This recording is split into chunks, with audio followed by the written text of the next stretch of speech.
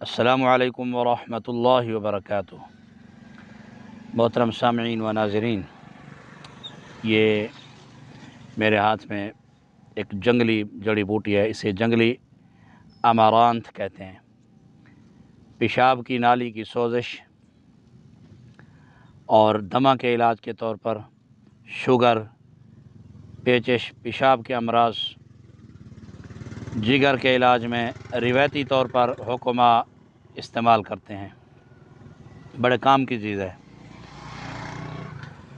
پیچش ہو، بند نہ ہوتے ہوں، اس کا کہوہ، اس کا سفوف صبح شام میں استعمال کریں، 3 ٹائم استعمال کریں، مریض ٹھیک ہو جائے گا۔ دمہ نہ جاتا ہو، اس کا سفوف استعمال کریں یا اس کا کہوہ استعمال کریں۔ کچھ عرصہ استعمال کرنے سے انشاءاللہ العزیز اللہ کے فضل سے دمہ جاتا رہے گا۔